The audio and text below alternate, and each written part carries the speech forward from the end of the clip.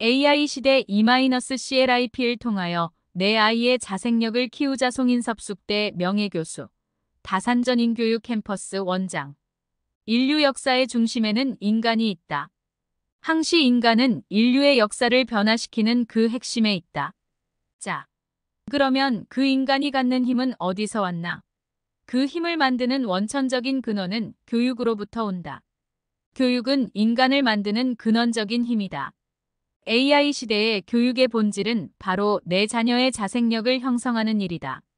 내 자녀를 위해 E-CLIPEDUCAT 크리에이티브 리더십 임프루브먼트 프로그램을 통한 자생력 교육이 필요하다. AI 시대 인간에게 필요한 능력, 자생력. AI가 대체할 수 없는 인간만의 능력. 수년 전 일이다. 덜컥 대장암 선고를 받았다. 어제만 해도 멀쩡했던 사람이 하루아침에 암 환자가 되어 병원 침대에 누워있으려니 기분이 착잡했다.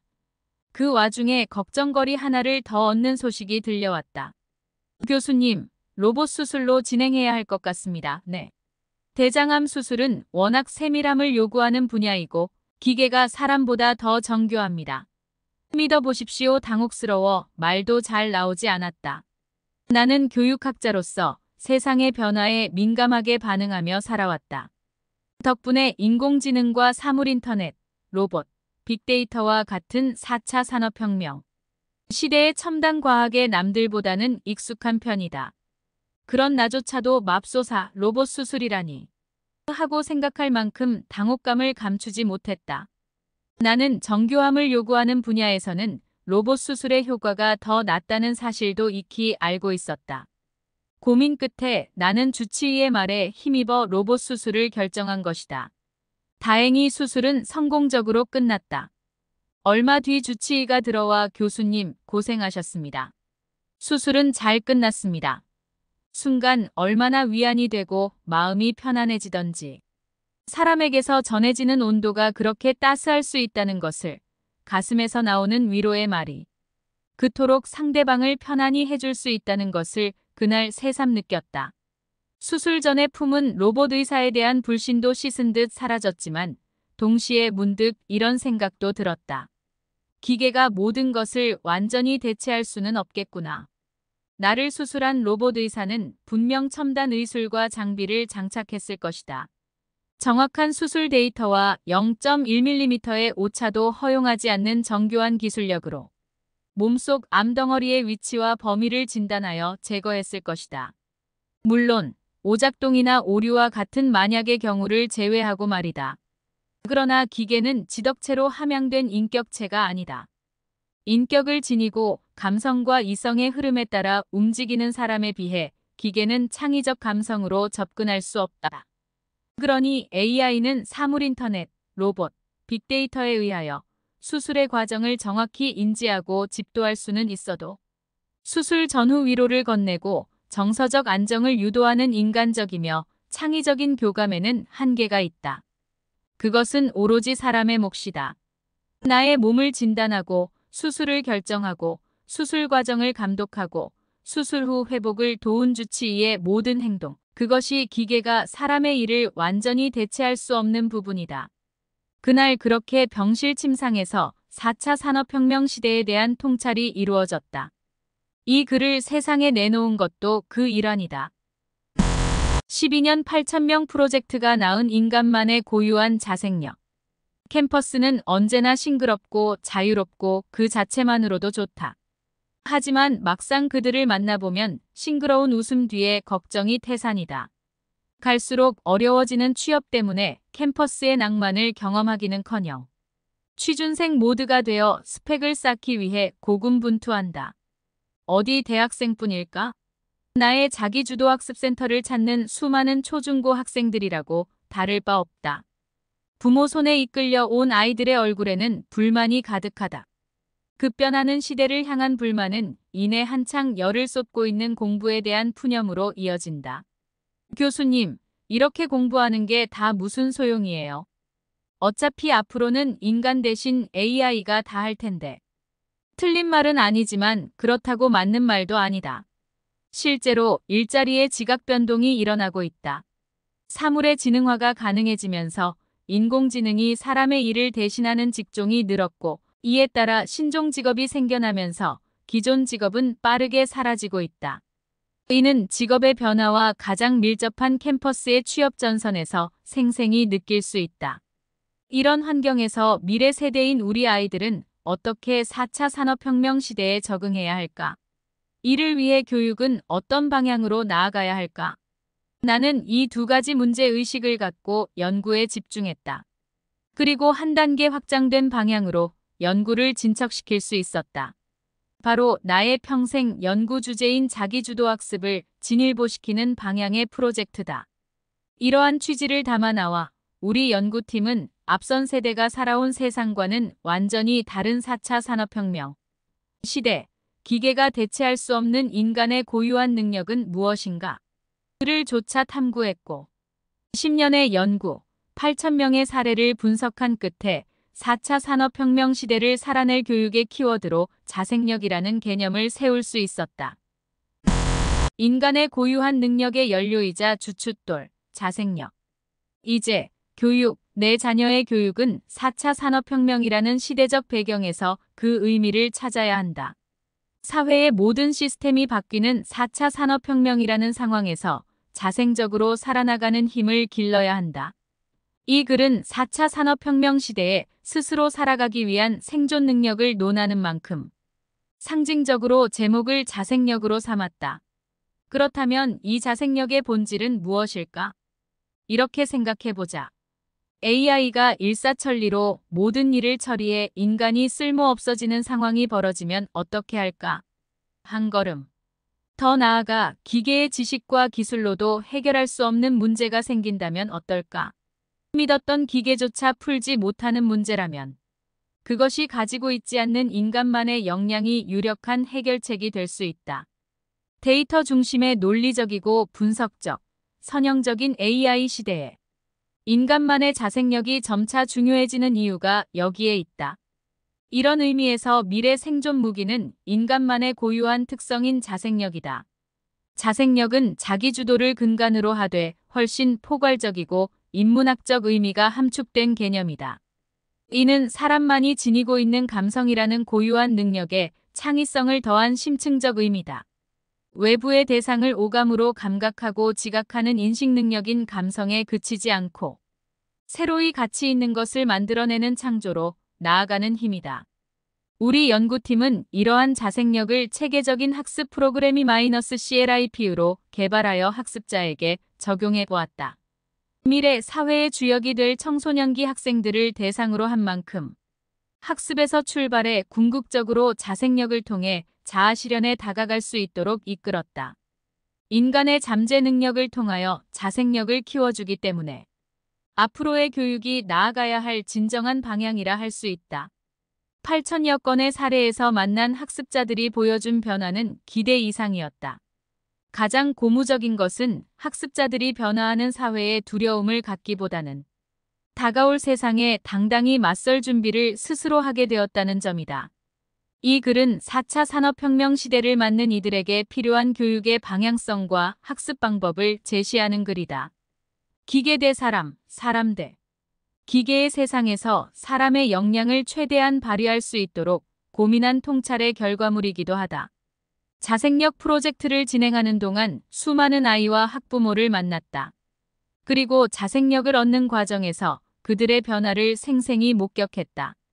인공지능이 모든 것을 대신할 텐데 공부는 왜 하느냐며 학업 의지를 보이지 않았던 학생이 초 디지털 세상에 대한 꿈을 꾸고 진로를 잃고 방황하던 학생이 세상과 맞설 용기를 냈다. 그 변화와 용감한 도전을 여러분도 함께 알아갔으면 좋겠다. 나아가 이 글로 기계에 대체되지 않고 인간만의 고유한 특성으로 살아갈 수 있는 힘인 자생력을 경험해 보기를 권한다. 자생력을 위한 E-CLIPEDUCAT 크리에이티브 리더십 임프루브먼트 프로그램은 바로 AI 시대의 자생력을 교육하는 출발이며 성장하는 우리의 자녀를 교육하는 힘이다. AI 시대 내 자녀를 위한 교육은 자생력 -2강3 AI 시대 E-CLIP로 내 아이의 자생력을 키우자. 인류 역사의 중심에는 인간이 있다. 항시 인간은 인류의 역사를 변화시키는 그 핵심에 있다. 자, 그러면 그 인간이 갖는 힘은 어디서 왔나? 그 힘은 교육으로부터 온다. 교육은 인간을 만드는 근원적인 힘이다. AI 시대의 교육의 본질은 바로 내 자녀의 자생력을 형성하는 일이다. 내 자녀를 위해 E-CLIPEDUCAT 크리에이티브 리더십 임프루브먼트 프로그램을 통한 자생력 교육이 필요하다. 마이너스 자생력을 교육하다. 오늘도 사랑하는 자녀를 교육하는 일에 관심을 두는 부모님. 우리가 잘 알고 있는 레오나르도 다빈치를 머리에 그리면서 AI 시대의 교육의 핵심인 내 자녀의 자생력 교육을 함께 생각해보자. 자생력의 삶을 산 레오나르도 다빈치를 기억하면서 내 자녀의 전인 교육을 통하여 내 자녀의 자생력 교육을 하자. 르네상스 시대의 거장 레오나르도 다빈치, 천재 예술가로 불리는 그는 4차 산업혁명 시대의 생존 능력, 자생력의 전형이라 할 수 있다. 이 자생력은 다빈치와 같은 불세출의 인물만이 가질 수 있는 천부적인 능력인 것일까? 아니다. 자생력은 인간이 지닌 잠재적 자질을 균형 있고 조화롭게 발달시키는 전인 교육을 통해 형성되는 AI 시대에 내 자녀에게 필요한 능력이다.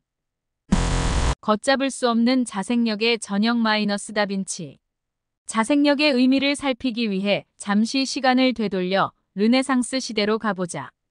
프랑스 파리 루브르 박물관에는 지금도 사람들의 발걸음을 멈추게 하는 작품 모나리자가 있다. 여러 매체로 수없이 작품을 봐왔지만 원작을 감상한다는 감격과 파리까지 찾아왔다는 수고로움이 더해져 탄성을 자아낸다. 물론 이 작품을 세상에 내놓은 레오나르도 다빈치에 대한 경이로움도 함께다. 16세기 만능 예술인으로 평가받는 다빈치는 미술, 건축, 과학, 의학 등 다방면에 걸쳐 인류사에 큰 업적을 남겼다. 오묘한 미소로 눈길을 사로잡는 모나리자, 성경의 진리보다 깊은 이야기를 담은 듯한 최후의 만찬, 인체의 아름다움을 인식시키는 인체비례도, 상상과 논리적 사고로 그려낸 비행기, 잠수함, 대교의 설계도까지 인류 역사상 문화와 예술이 가장 융성하던 르네상스 시대를 주도한 다빈치의 창조적 역량은 시간이 흘러도 우리 곁에 남아있다.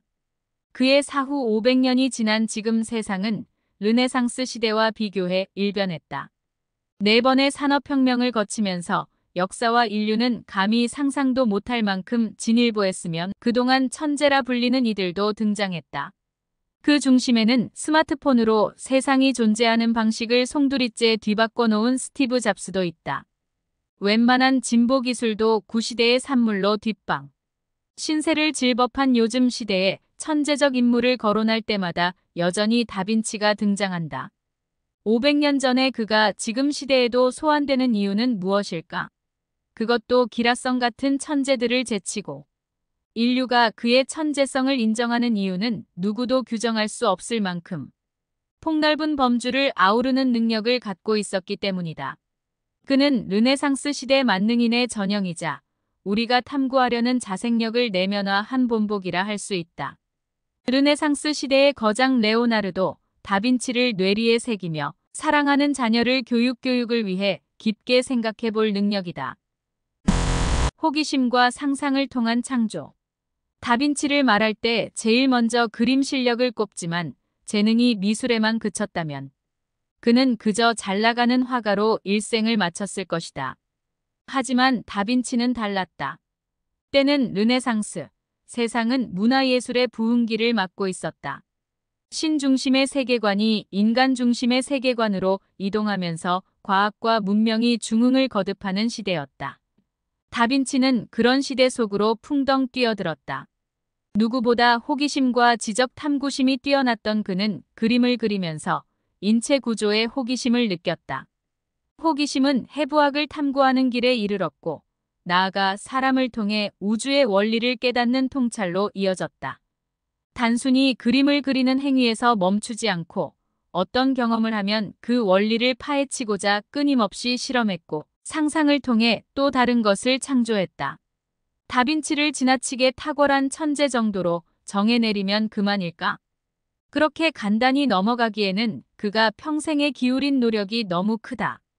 그가 하늘이 내린 재능을 지닌 것은 맞지만 그는 치밀한 노력형 인간이었다.